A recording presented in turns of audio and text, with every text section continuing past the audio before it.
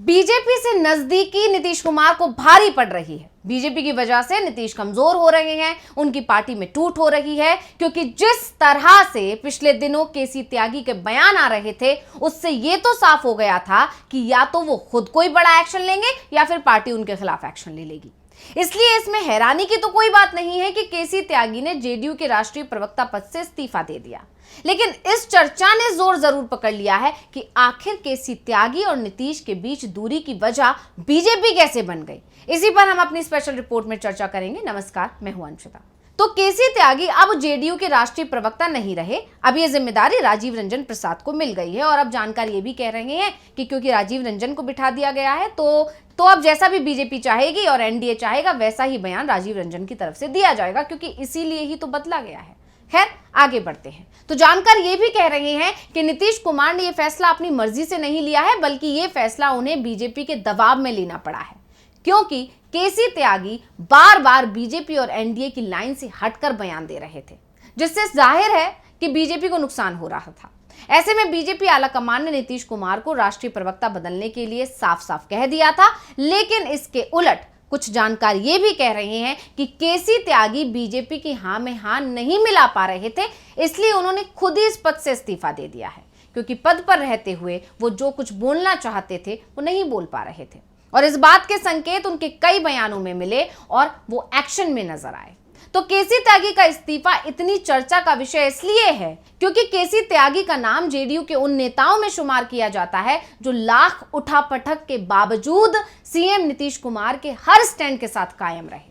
उन्होंने कभी भी नीतीश के फैसले पर सवाल नहीं उठाए। लेकिन जब नीतीश अब एनडीए के साथ आ चुके हैं और एनडीए जो है बीजेपी के नेतृत्व वाली एनडीए जब एक के बाद एक कई ऐसे फैसले ले रही है जो पार्टी विचारधारा के कहीं ना कहीं खिलाफ हैं, तो ऐसे में नीतीश कुमार के बहुत ही करीबी माने जाने वाले केसी त्यागी एक के बाद एक कई मामलों में पार्टी के खिलाफ नजर आ रहे हैं। और इसी वजह से जो है नीतीश कुमार परेशान थे और आखिरकार नीतीश कुमार को यह फैसला लेना पड़ा कि जब केसी त्यागी ने उनके सामने इस्तीफे की पेशकश की तो नीतीश कुमार उस पर कुछ बोल भी नहीं पाए। इस तरह की खबरें अंदरूनी सूत्रों से आ रही हैं। हालांकि कहा जा रहा है कि नीतीश कुमार को भी कहा गया था कि आपको अब जल्दी से जल्दी केसी त्यागी को हटाना है। या खबरें ये भी आ रही हैं कि नीतीश कुमार और केसी त्यागी के बीच भी ठन गई थी, क्योंकि कहीं ना कहीं केसी त्यागी के इन बयानों से नीतीश को नुकसान हो सकता था। और नीतीश विधानसभा चुनाव से पहले, जो बिहार विधानसभा चुनाव है, उससे पहले किसी भी तरह का कोई रिस्क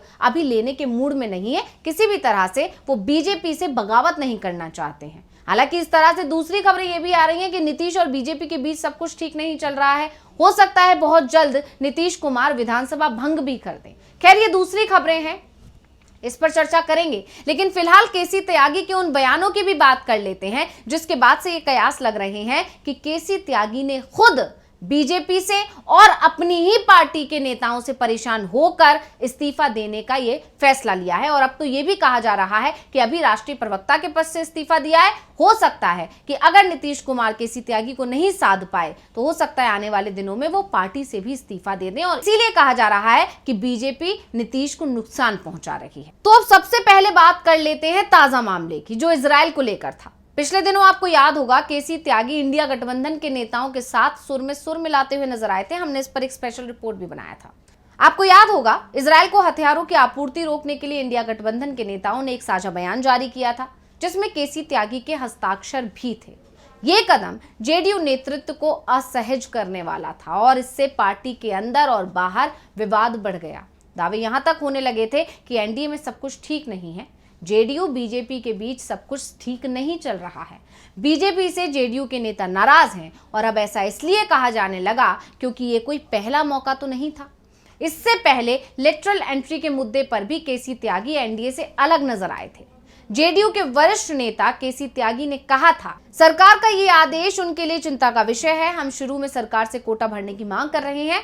हम राम मनोहर लोहिया के अनुयायी हैं। जब सदियों से लोग सामाजिक रूप से वंचित रहे हैं तो योग्यता की मांग क्यों की जा रही है। इसके अलावा वक्फ विधेयक पर भी केसी त्यागी का बयान आया था, जिसके बाद भी इस चर्चा ने जोर पकड़ लिया था कि एनडीए में वक्फ बिल पर भले ही ऊपरी तौर पर सब कुछ ठीक चल रहा है, जेडीयू समर्थन कर रही है, लेकिन अंदर खाने की सच्चाई ये है कि जेडीयू इस बिल के समर्थन में नहीं है जो ये संशोधन किया जा रहा है। दरअसल केसी त्यागी ने कहा था कि नीतीश जी ने मुस्लिम संगठनों के प्रतिनिधि मंडल को आश्वासन दिया है कि वो उनके हितों की रक्षा करेंगे और हम इस पर कायम ही रहेंगे। यही नहीं, त्यागी ने यूनिफॉर्म सिविल कोड पर भी एनडीए से अपनी अलग राय दी थी। उन्होंने कहा था कि हमारा रुख आज भी जस का तस ही है। हमने तब भी कहा था कि इस मामले पर सभी स्टेक होल्डर को एक साथ लेकर उनके विचारों को समझने की जरूरत है। यूसीसी पर नीतीश कुमार ने विधि आयोग के अध्यक्ष को चिट्ठी लिखी थी और कहा था कि हम इसके खिलाफ नहीं हैं, लेकिन इसमें व्यापक विचार विमर्श की जरूरत है। और इन सब के अलावा अग्निवीर योजना का भी जिक्र करते हुए केसी त्यागी ने एनडीए का विरोध किया था। उन्होंने कहा था कि अग्निवीर योजना को लेकर जो बहुत विरोध हुआ था और चुनाव में भी उसका असर देखने को मिला है, तो इस पर दोबारा से विचार करने की जरूरत है। अग्निवीर योजना को एक नए तरीके से सोचने की जरूरत है।